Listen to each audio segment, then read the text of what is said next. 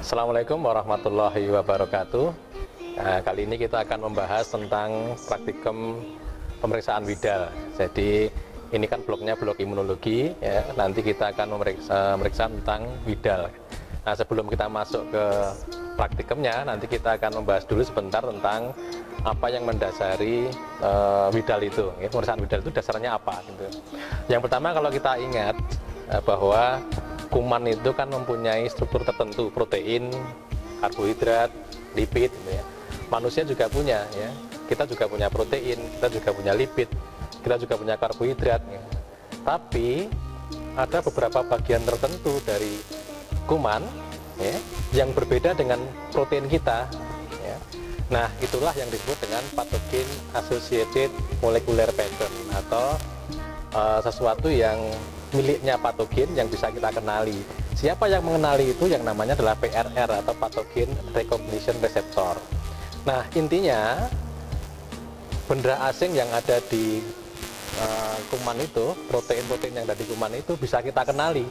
Jadi sel leukosit kita itu bisa mengenali, sel imunosit kita itu bisa mengenali materi-materi asing atau protein-protein asing yang ada di kuman tersebut. Nah, mudahnya ketika ada ini, dalam hal ini adalah Widal itu kan untuk Salmonella typhosa, ya. Jadi ketika Salmonella typhosa itu masuk, maka tubuh kita akan merespon, ya, seperti yang lain. Maka Salmonella typhosa itu akan difagositosis, kemudian diproses demikian rupa oleh HPC atau antigen presenting cell, kemudian hasilnya adalah disajikan ke sel T helper, ya. Sel T helpernya akan memproduksi berbagai macam sitokin karena dia teraktifkan. Nah, sitokinnya nanti sama sel T helpernya itu akan mengaktifkan sel B. Sel B-nya akan berubah menjadi sel plasma. Sel plasmanya dia nanti akan menghasilkan antibodi. Nah, antibodinya adalah antibodi yang spesifik terhadap penyebabnya. Siapa? Salmonella typhosa. Nah, itulah yang mendasari reaksi antigen antibodi antara reagen Widal nanti dengan antigen yang ada di kumannya itu. Nah, gitu ya. Nah, jadi intinya nanti kita ingin melihat apakah di darah pasien kita itu sudah terbentuk antibodi terhadap Salmonella. Itu yang mau kita lihat. Dengan cara apa? Dengan cara kita ada reagennya. Reagennya itu isinya adalah antigen-antigen dari kuman tipes. Nanti ada beberapa antigen. Yang pertama adalah dari golongan Salmonella typhosa. Nanti ada antigen O, antigen H, dan antigen VI.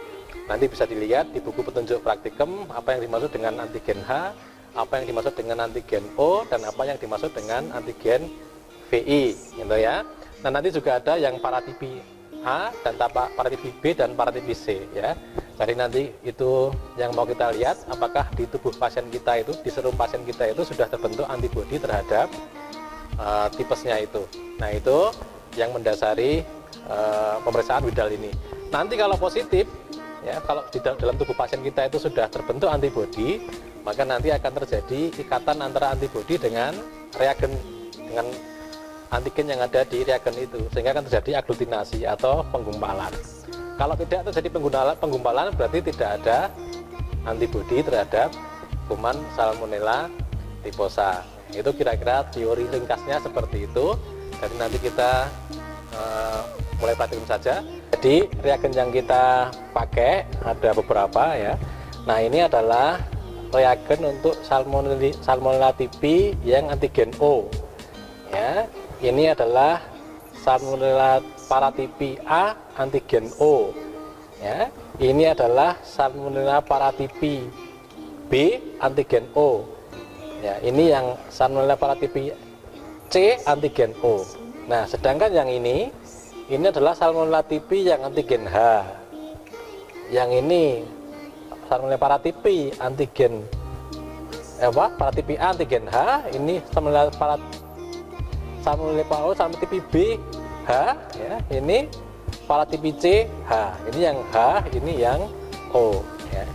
Itu adalah reagen-reagen yang kita gunakan.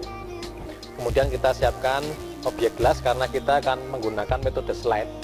Jadi kan metodenya banyak sekali, ada yang metode tabung, ada yang metode seperti ini, metode slide. Nah, kita menggunakan reagennya, ada objek gelas, ada lidi pengaduk ya, ada mikropipet ya, ada apa namanya, tisu ya untuk membersihkan nanti. Nah, juga harus ada bahannya ya, bahan untuk mau diperiksa, dalam arti serum ya, bukan darah ya, sebaiknya serum karena nanti kalau darah kita akan terganggu ya. Nah, sehingga kalau sudah disiapkan nanti kita tulis dulu di sini ya, kita tulis dulu antigennya antigen apa saja biar tidak bingung di sini ya. Kalau kita lihat di sini, ini ada tulisan paratipi C yang antigen O, paratipi C antigen H gitu ya. Nanti kalau di positif seperti apa gitu ya. Nah, setelah kita siapkan begini ya, nanti silakan Mbak Dari untuk memulai praktikumnya. Jadi nanti model titernya itu dibuat dengan pengenceran ya. Jadi kita membuat ini ya dengan apa namanya, mikropipet ini. Nanti kita pakai yang 5-50 mikroliter ya. Jadi mudahnya begini, nanti dalam setiap apa namanya, setiap ini itu ada tetes apa namanya ini reagen ya. Nanti serumnya kita ambil, kalau kita ambilnya 20 mikroliter, dan nanti kalau di situ positif berarti titernya adalah 1/80. Kalau negatif berarti negatif ya. Tapi kalau nanti kita rubah jadi 10 mikroliter, kemudian di situ positif, maka titernya adalah 1/160. Kalau nanti ininya 5, sedangkan di situ adalah apa namanya positif ya, maka titernya adalah 1/320. Demikian seterusnya ya, kelipatannya. Nah, memang ada kontroversi untuk interpretasi hasil dari pemeriksaan Widal ini ya. Jadi kapan dianggap positif? Nah, ini memang sulit ya, terutama di Indonesia ini yang endemik tipoid ya. Tapi kebanyakan memakai ukuran 1/320. Jadi kalau 1/320 positif dianggap sebagai positif. Kalau kurang dari itu, misalnya 1/80 positif, 1/160 positif, walaupun di situnya positif, tetapi tidak bisa dikatakan sebagai positif tipoid ya. Nah, 1/320 itu kecuali ya kalau kurang dari 1/320, tetapi ada peningkatan 4 kali titer selama perkembangan 1 bulan itu, nah itu namanya adalah positif ya. Tetapi jarang sekali pasien kita itu sudah pulang ke rumah terus disuruh tes lagi, itu yang mau jarang sekali ya. Makanya kita pakai yang paling banyak itu adalah 1/320. Jadi monggo Mbak kita praktikumkan. Jadi yang pertama kita teteskan dulu reagennya 1 tetes ya. Nah, di tempat yang sudah kita tulis ya, tempat yang sudah kita tulis satu-satu ya. Kenapa kok ditulis ya? Karena memang kita menghendaki agar kita nanti jangan bingung, karena yang kita periksa itu banyak ya. Kalau yang kita periksa cuma 1 nggak masalah ya, kita akan ingat yang kita periksa apa. Tapi kalau yang kita periksa itu banyak, khawatirnya kalau kita lupa nanti yang ini yang antigen apa gitu. Karena kalau lupa ya repot, nanti yang positif yang mana gitu ya. Jadi pelan-pelan saja. Nanti kita teteskan satu-satu. Yang penting yang sudah diteteskan jangan diteteskan lagi ya. Nanti juga bikin bingung, artinya teteskan, singkirkan gitu ya. Ya, itu. Pelan-pelan. Ya. Warnanya memang dibuat beda-beda ya. Karena untuk memudahkan kita. Nah, ini untuk praktikum kali ini kita langsung memakai yang pengencerannya pakai yang 5 mikroliter. Jadi kalau nanti di 5 mikroliter itu positif, berarti titernya adalah 1/320 gitu ya. Walaupun kalau lege artisnya itu kita periksanya 20, 10, 5 dan 2,5. Nah, kemudian kita tetesi. Nah, ditetesi sebelahnya ya, sebelahnya dulu, jangan langsung ditempelkan ya, sebelahnya dulu. Dan ini kalau ditutup begitu, ditutup dipencet-pencet itu sudah seukuran ya, tidak mungkin berbeda-beda ukurannya ya. Nah nanti untuk mencampurnya kita menggunakan lidi pengaduk ya, menggunakan lidi pengaduk. Memang untuk hasil yang baik kita harus membiasakan diri dengan pipetnya itu ya. Pipetnya itu tekanannya harus konstan ya, beda tekanan ya bisa jadi hasilnya berbeda ya. Kita ambil lidi pengaduknya,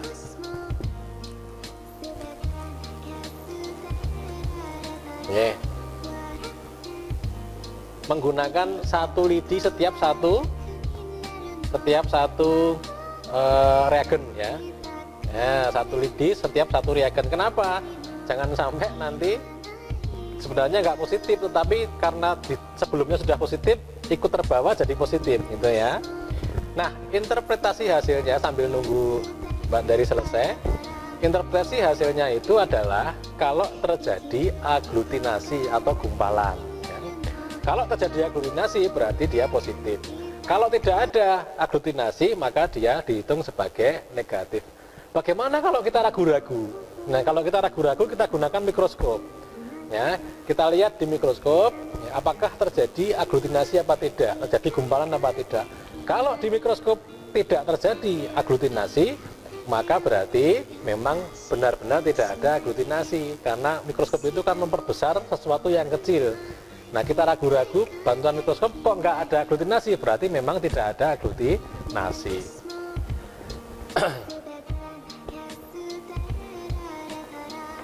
Begitu ya. Jadi cara seperti ini cukup sederhana ya, sehingga masih sering digunakan di tempat-tempat yang memang agak jauh dari pusat-pusat diagnostik ya. Nah, sekarang bagaimana kalau sudah kita periksa kemudian terjadi reaksinya negatif ya. Nah, reaksi negatif itu ada dua kemungkinan ya. Kemungkinan pertama adalah memang benar-benar negatif. Benar-benar negatif itu maksudnya apa? Maksudnya memang pasien kita ini bukan kena tipes gitu ya. Nah, yang kedua adalah bisa jadi ini negatif palsu. Kok bisa negatif palsu? Negatif palsu itu maksudnya bagaimana? Diperiksa itu negatif, tetapi sebenarnya pasien kita itu kena tipes. Contohnya apa? Contohnya pada orang-orang yang mengalami kurang gizi. Hubungannya apa? Karena yang kita periksa itu adalah antibodi ya, antibodi kekebalan pasien kita. Sedangkan antibodi itu adalah protein. Nah, orang yang kekurangan gizi, kekurangan misalnya KEP, kekurangan energi protein, asupan proteinnya kurang. Dia aja kurang, bagaimana mau membentuk antibodi ya, sehingga antibodi tidak terbentuk dengan baik. Kalau tidak terbentuk dengan baik, maka dia tidak akan memunculkan reaksi yang positif ya, negatif walaupun dia terkena tipes. Contoh lain misalnya orang-orang yang dengan konsumsi obat-obat imunosupresan ya, seperti sekarang ini banyak orang yang mengkonsumsi obat keju kemeng gitu ya. Nah, pil-pil yang seperti itu, konsumsi sendiri itu, jamu-jamu yang liar itu, nah itu banyak mengandung steroid ya. Nah, steroid itu akan menekan sistem imun. Kalau sistem imun tertekan, maka dia akan menimbulkan reaksi yang negatif. Kenapa? Karena sel yang kita ciptakan tadi, sel APC memproses, kemudian sel T mengaktifkan sel B, ini tidak terbentuk dengan baik karena terdepresi oleh zat-zat atau obat-obat yang menekan sistem imun, gitu ya. Itu yang pertama.